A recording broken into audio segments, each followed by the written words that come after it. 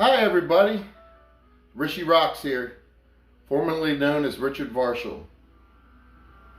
So I'm coming to you today because over the next few weeks I want to empower you. I want to give you everything that it takes to live the life of your dreams.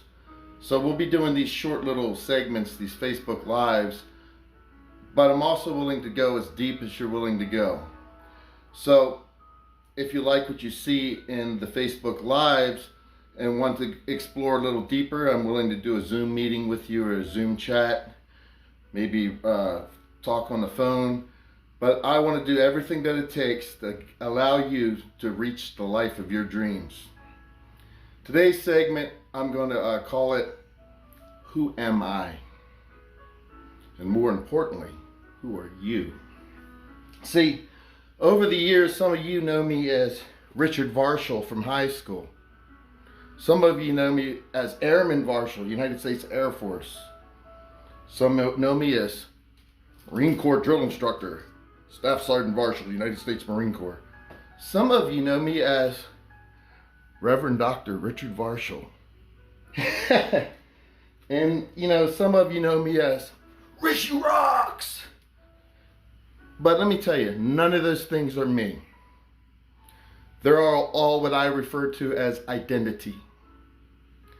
And if you want to achieve the life of your dreams, the first thing that we have to do is work on our mindset.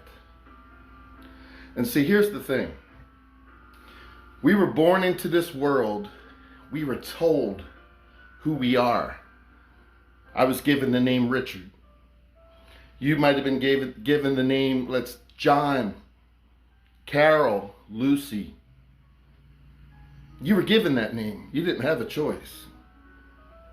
You were told that you're a male, that you're a female.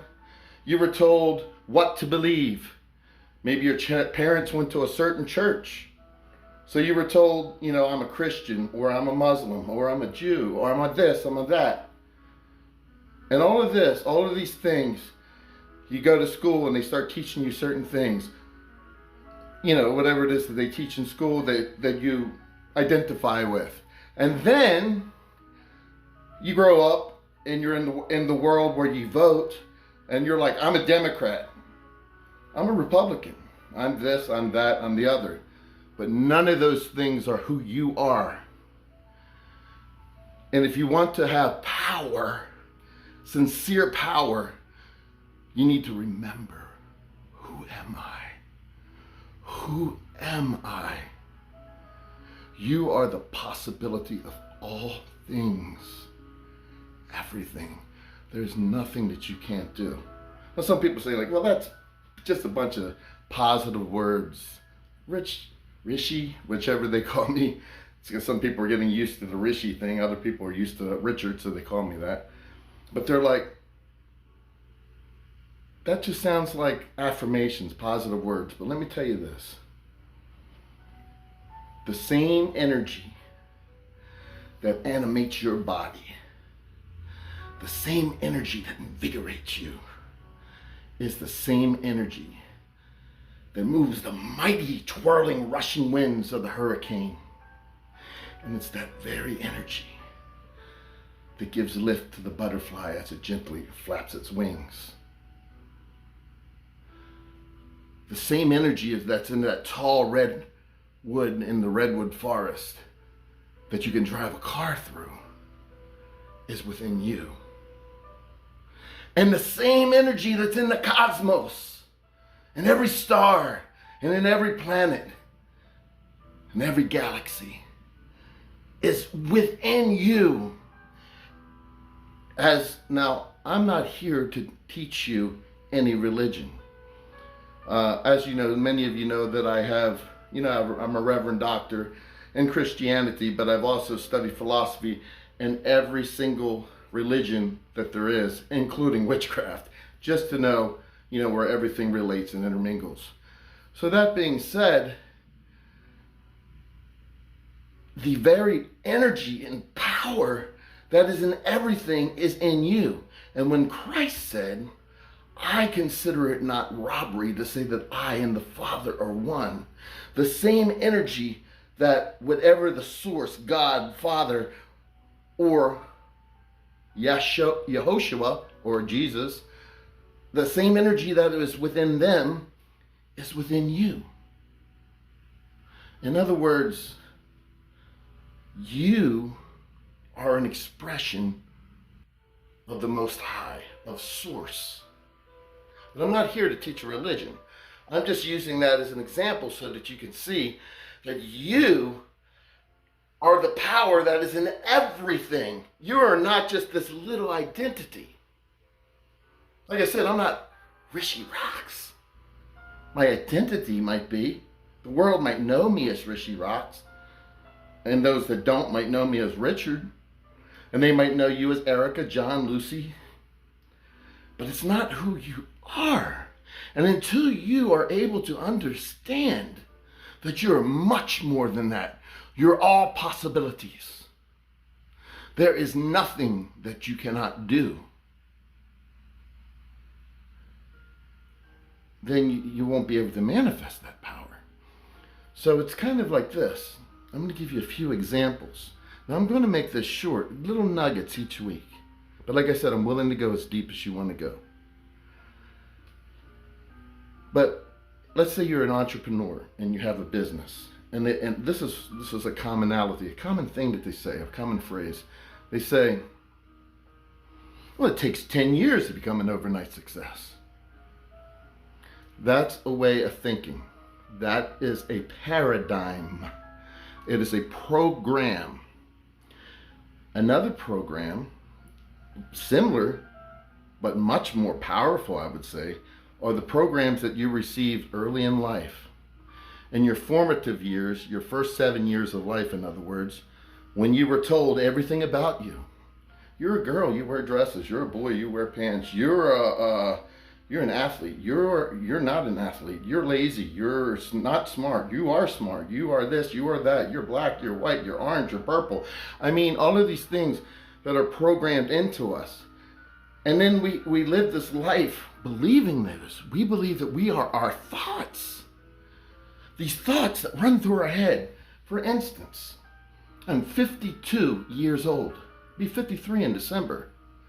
Now, some people might say, trying to become a rock star at my age in life, you're having a midlife crisis. I know a lot of people probably have that story, but here's the real deal.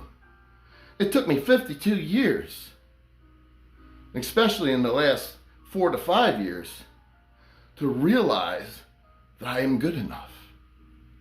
Because I had a program running from those that were in authority over me as a child,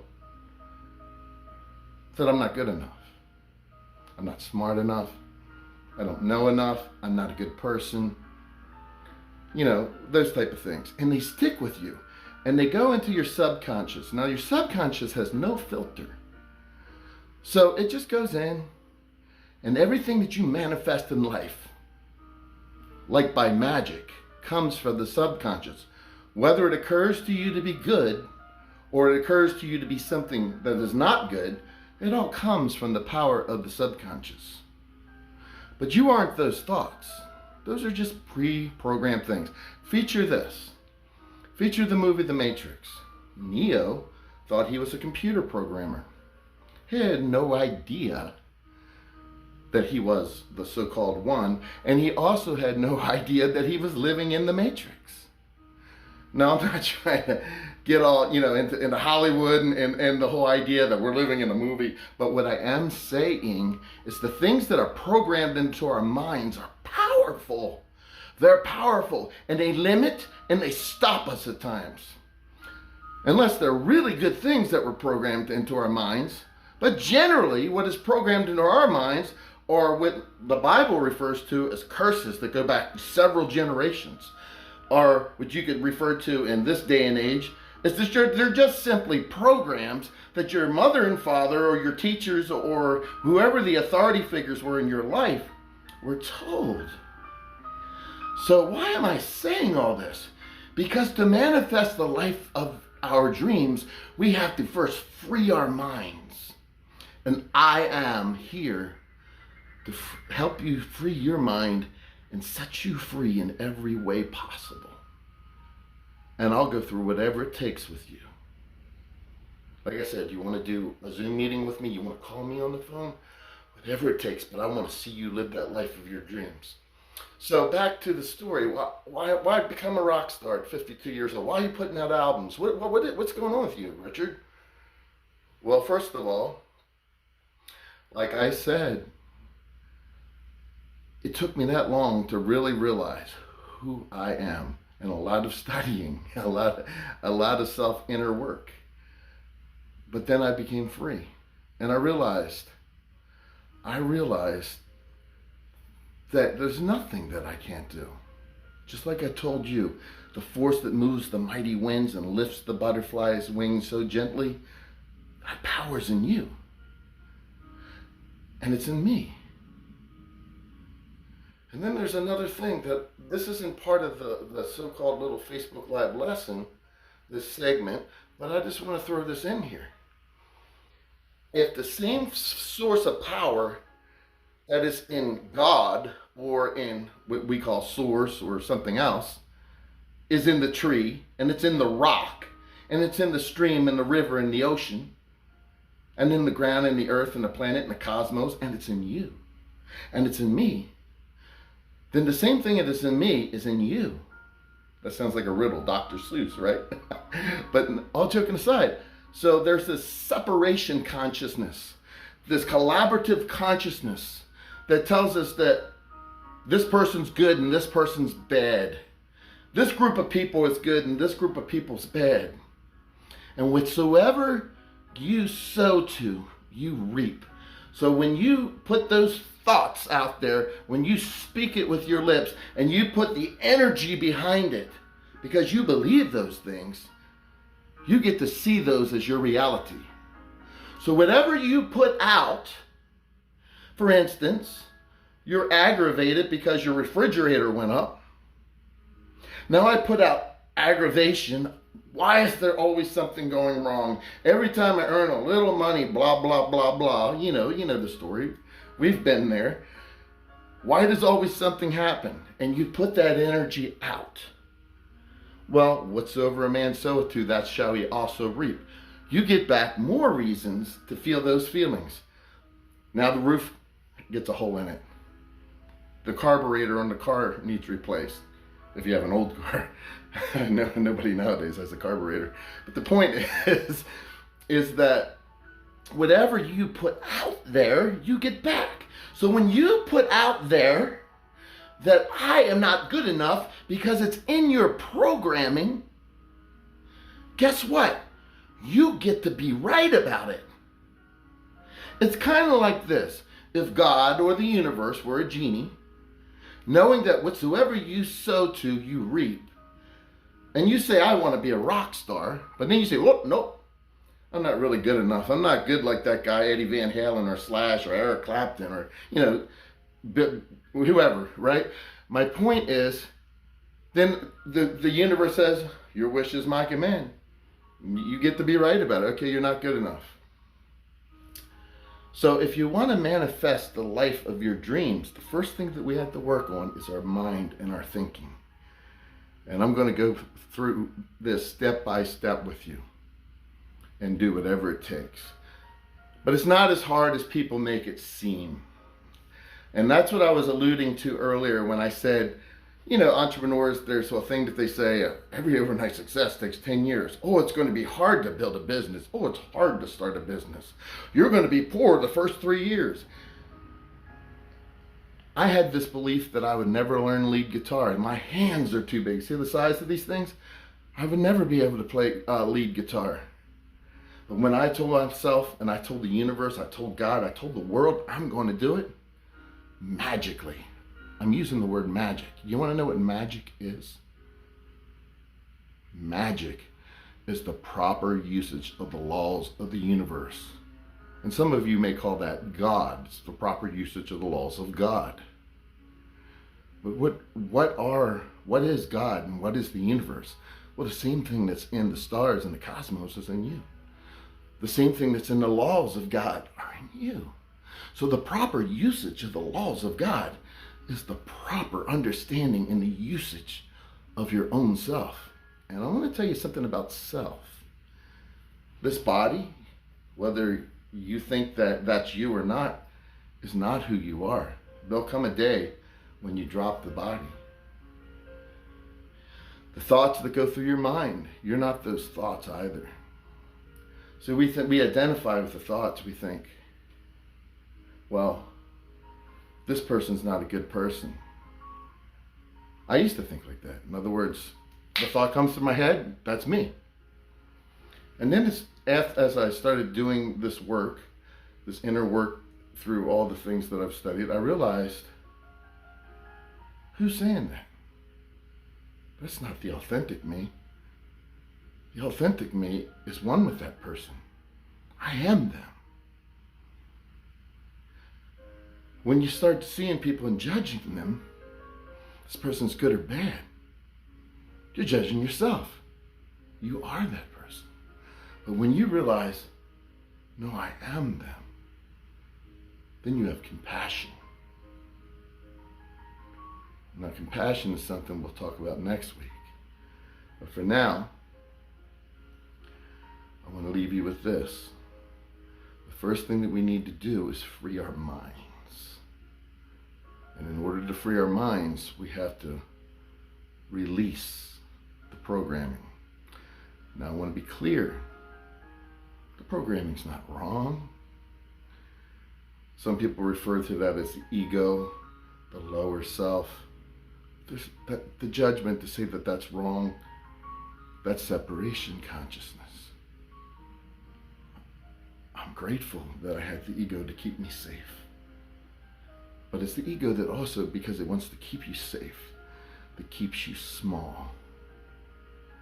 So you're one with that ego, but you're also one with the higher source and the higher power. Some refer to that as the higher self, some say God, some say this, depending on what religion or faith or philosophy that you believe in. But the point is so whatsoever, in other words, whether you believe that you're the lower self, the higher self, or that you're separate from them, doesn't change the fact that you're one with all of them. You're one with everything. So the first thing, my friends, we're going to work on starting next week in detail will be freeing the mind. This was just a little bit of an overview for you. And I love you all, and I want to see you rise. I am here as an avatar on this earth. I came here to set the minds of men free. When I say men, I don't mean mankind. I mean men. I mean mankind, women, men, and everything that there is. And if I can help set your mind free, then I can help set you free in every way. So, you might think that I am this or I'm that or the other. He's Richard the rock star. He's Richard the... No. I am the possibility of all things. And so are you. I love you all. Have a wonderful day. I look forward to seeing you next week, 4 p.m. Pacific, 7 p.m. Eastern. Bye for now.